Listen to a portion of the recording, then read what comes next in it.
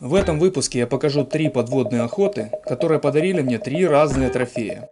В каких условиях они попались, какие нюансы взятия и как вообще это было, смотрим дальше.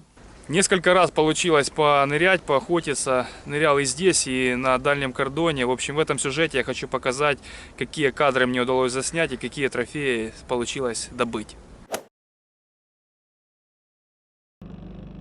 В акватории рядом с домом условия для подводной охоты все еще не подходящие. Прозрачности нет от слова совсем. Поэтому пришлось снова ехать на дальний кордон. Сначала разнырялся возле береговой травы и сразу же перешел на глубину. И тут мне попалась красивейшая отвесная стена из какой-то гранитной скальной породы, внизу которой на дне я сразу же нашел судака.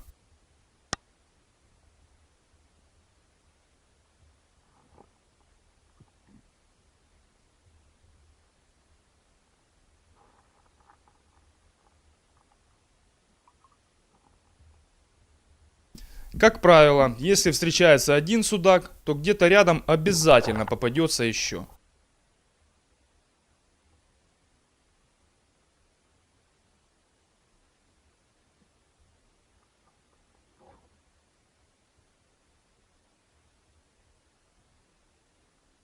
Те зрители, которые уже давно смотрят мои сюжеты, они знают, что на каждой подводной охоте я пропускаю много всякой мелкой, недостаточно крупной рыбы для того, чтобы в конечном счете встретить свой желанный трофей. Точно так же получилось и в этот раз.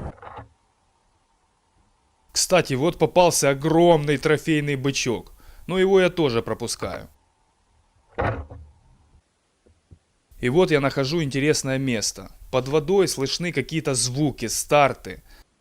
Вдоль дна идут клубы мути, мелькает рыба, тут явно происходит какое-то движение.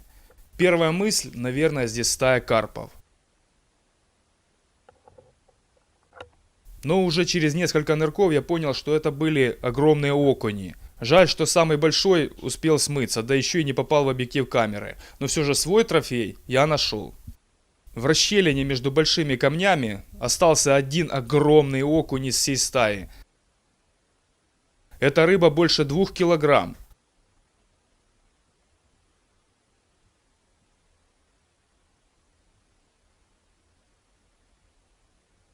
Точный вес 2 килограмма 50 грамм. А тот, который уплыл, наверное, был под трешку. Ну, в общем, как обычно, самая большая рыба либо сорвалась, либо удрала. Ну а если серьезно, напишите в комментариях, какие трофейные окуни попадались вам. Мне будет очень интересно почитать. Осень такое время, что каждый день буквально меняется какая-то обстановка. Еще несколько дней назад я охотился, была сухая, теплая, тихая погода, солнечная. Сейчас как-то какой-то туман, похолодало и деревья уже осыпались. Обстановка поменялась кардинально, но все равно нужно пробовать. Только в случае проб будут какие-то результаты, как минимум это просто тренировка, как максимум найдем хороший какой-нибудь трофей. Для каждого вида рыбы понятие «хороший трофей» свое, индивидуальное. Например, в этом головле тоже примерно 2 килограмма, как и в том окуне, которого я добыл на прошлой охоте. Но головля я стрелять не стал, а просто поснимал его для вас.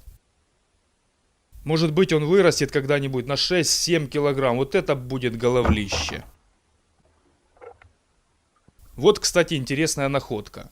Такие огромные связки бревен иногда попадаются на дне реки. Скорее всего, их делают и затапливают рыболовы, и сами же потом их облавливают. Я такое встречал уже не раз. Но в этот раз на этой коряге рыбы не было вообще. А вот такая незначительная палочка чем-то привлекла судаков. И они плавали рядом с ней.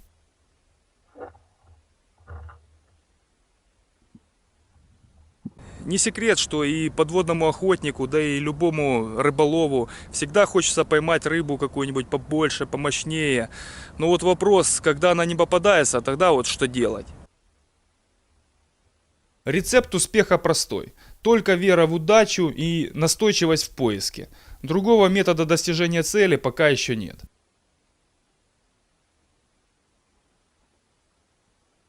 Иногда можно взять и для употребления в пищу 1-2 хвоста.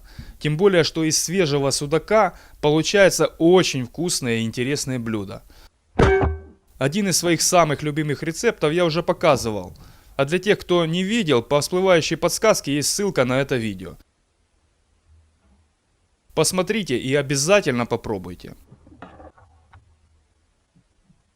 Через несколько часов поиска у меня получилось найти скопление судаков. Они плавали возле каменной гряды.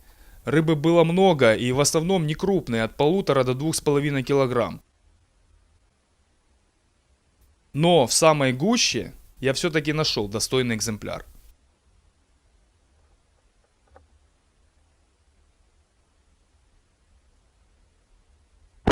Плохой получился выстрел, потому что гарпун не вылетел из ствола. Но судака все же удалось взять. Его вес составил 4 килограмма. Третий раз я понырял практически рядом с домом. Далеко ездить не пришлось. Я решил проверить, прозрачность воды у нас уже хоть как-то допустима для подводной охоты, или все-таки еще нет. И первые же нырки показали, что комфортных условий здесь для ныряния пока еще нет. Прозрачность всего полметра, но рыба все-таки попадается. Подводной охоты в этот раз не получится. Вода ужасная, настолько минимальная ее прозрачность, что она не позволит нырять так, как хочется, и туда, где хочется. Нахожу каменный урез. Мелькает небольшая плотва, значит, где-то обязательно должен быть сазан.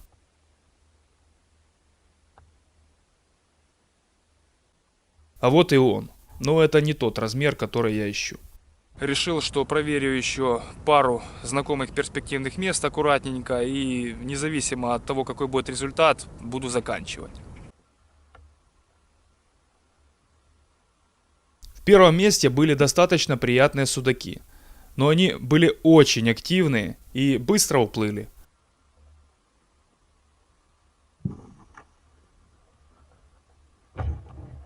Да и я хотел не судака, а трофейного сазана.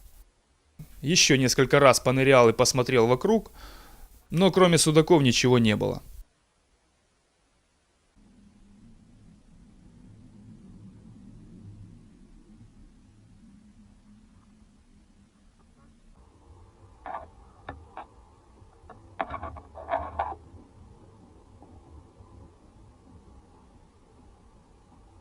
Ну и на очередном месте я все-таки нашел свой мощный, классный трофей. Но место было очень специфическое, и выстрел в таком месте имел определенные сложности, которые как-то надо было решить. Это место что-то типа затопленного колодца, на дно которого заплыл достойный большой сазан. Если стрелять его сверху, гарпун может сделать рикошет, поэтому я решил не спешить. На следующем нырке сазан уже развернулся. Но все равно угол атаки гарпуна не позволял уверенно стрелять.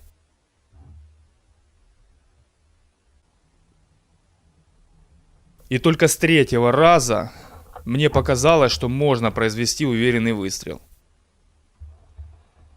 Иногда лучше вообще не стрелять, чем попортить, поранить рыбу и потом упустить ее.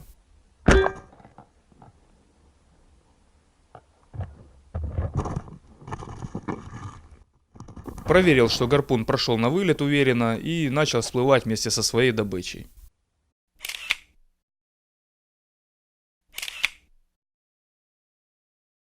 Время трофеев. Сейчас каждый день можно нырять, можно смотреть за природой, наблюдать очень большие количество рыбы, которые перемещаются, куда-то скатываются на зимовку. Ну и среди них будут попадаться такие хорошие, достойные трофеи. В этом карпе примерно 10,5 килограмм. Все вы видели, как он мне достался. Желаю и вам, чтобы тоже попадались такие хорошие экземпляры. Следите за моими видео, смотрите все сюжеты, обращайте внимание на те рекомендации, которые я даю, и у вас обязательно тоже будет все получаться. Ну и помните, что не надо у природы брать лишнего. Природа ценит тех, кто бережно к ней относится и дарит им такие хорошие трофеи. Я это уже знаю точно. Так что всем вам желаю удачи и успехов в подводной охоте.